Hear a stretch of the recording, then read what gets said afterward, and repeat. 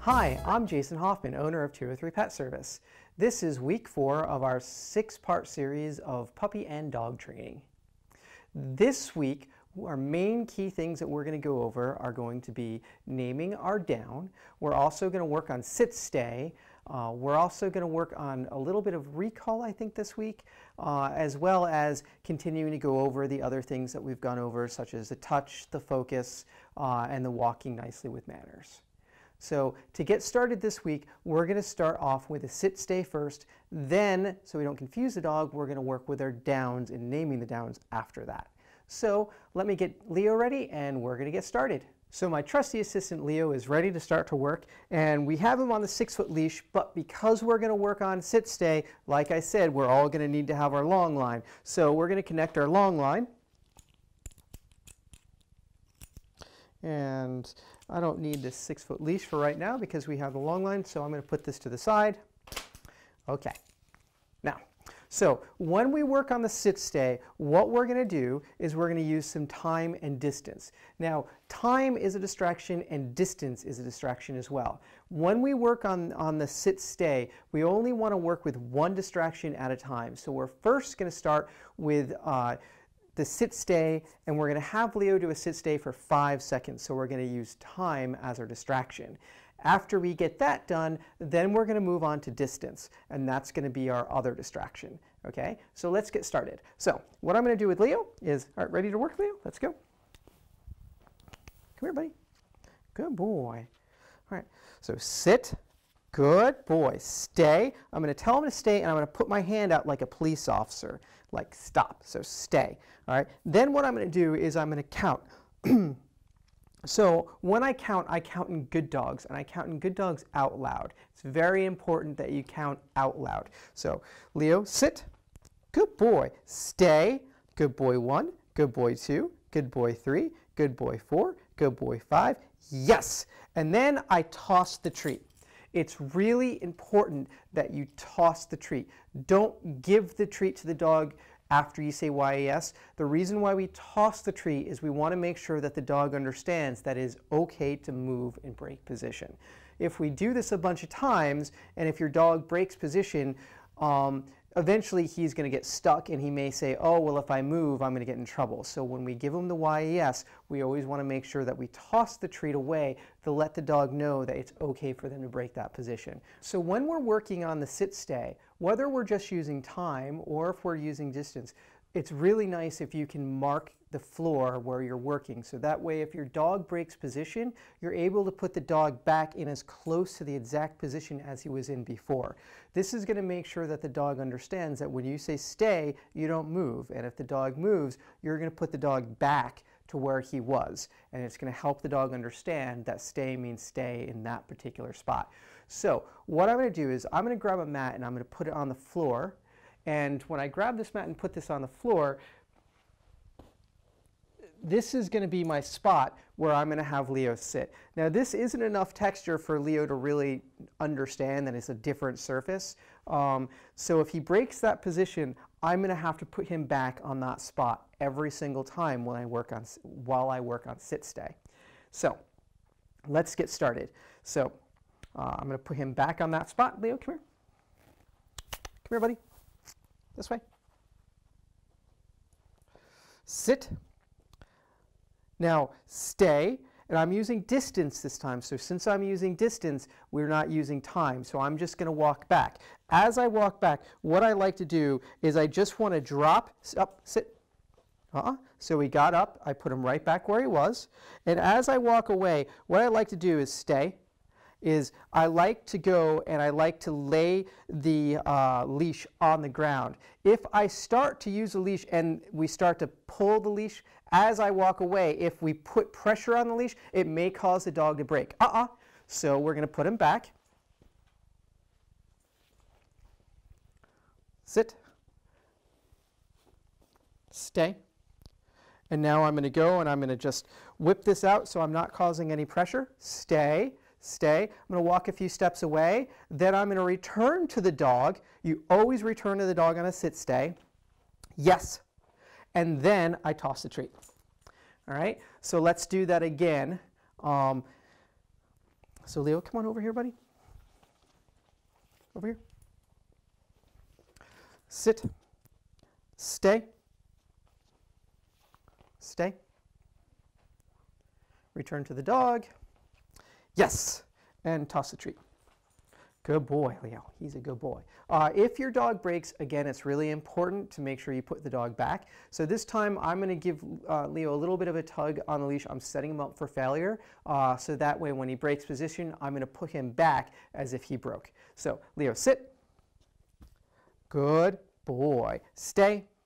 So I'm walking back, and right now I'm just going to give him a little tug just to. Now he broke position. So we put him back. Stay. We walk away. Good boy. Stay. Now I was watching Leo. I saw his head move, and I thought that he was going to break. Good boy. Stay. Good boy. Very good boy. Yes. Good boy. Very good boy. He's a very nice boy. So it's really important that if he breaks, that we always put him back in the same position. So that's how we do the sit-stay with distance. Now that we've worked on the sit-stay, now we're going to move on to naming the down. And the reason why we start with the sit-stay first is I find that if I work on the down and then I transition to the sit-stay, the dogs start to get a little bit confused because they're like, you just named this, now I'm doing something else, and they get all confused. So now to make it a completely separate behavior, I'm now going to work on the naming the down. So last week we worked on shaping the down, where we lured the dog in position. Now this week we're going to name the down. Okay, so we're going to work on the down. We've now switched the leashes again, so now we're back on our 6-foot leash. And so remember, we're going to start off by just luring a few times, and what we're doing is we're going to lure him into the down position just to kind of prep the dog and get him to the point where he can say, oh, I know what you want me to do. I want you to lay down. So I'm just going to lure him into the down. Yes. I'm going to do that a few times. Yes. Good. Do that a few more times. Yes.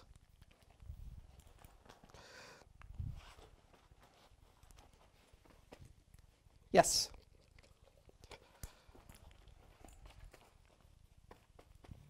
Yes.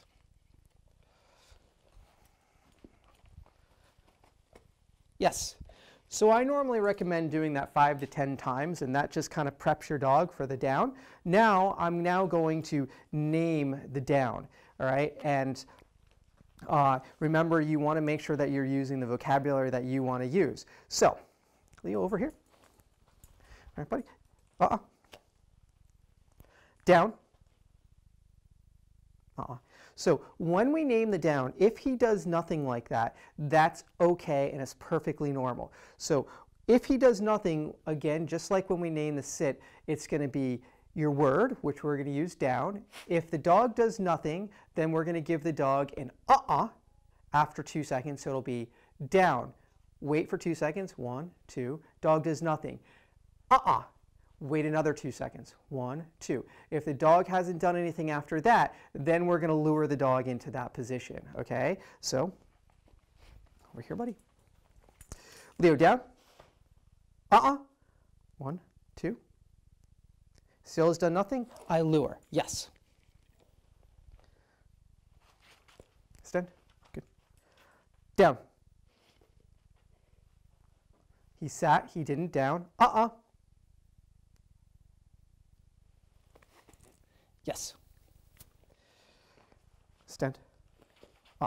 Good. Leo, down. Yes. Now, because he down, I'm going to give him a jackpot reward. The jackpot reward is one treat after another, after another,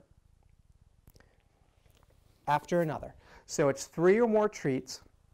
And that's like an exclamation point saying, I really like what you did. It's going to make your dog more likely to do what we want again in the future. So over here. Leo, down.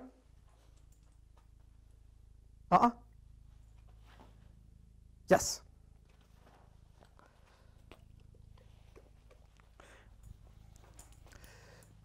Down. Yes. Treat. Treat.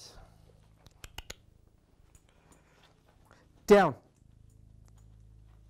Yes. Treat. Treat. Treat.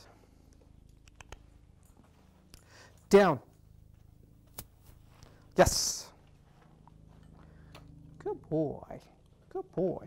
So that's how we work on the down. So it was great because Leo took us through the whole process of what we do when the dog doesn't do what we wanted to do, and we handle that by, if we tell the dog to do the command and he doesn't do anything, we give him 2 seconds.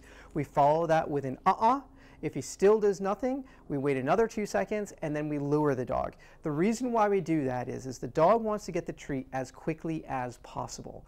So if we tell him to lay down and he does nothing, we're going to wait 2 seconds. We're then going to follow that with an and wait another 2 seconds. So he's not going to get that treat for about 4 to 5 seconds. Now if he goes straight into the down, he's going to get that treat in a second or 2. So that's going to make it a faster rate of reinforcement, which is going to make your dog more likely to want to lay down in the future. So this will conclude week 4. Next week, we're going to work on recall, which is teaching your dog to come. Remember, it's really important to continue working on the other things, such as the touch, the focus, the walking nicely on leash. We're also going to continue to work on the naming the down, which we worked on this week, and we're going to work on the sit-stay. 5 to 10 minutes, 4 times a day. You can practice more than 4 times a day, but that's your bare minimum of 5 minutes, 4 times a day. Remember, with dog training, you get out of dog training what you put into dog training. So I'll look forward to seeing you guys next week.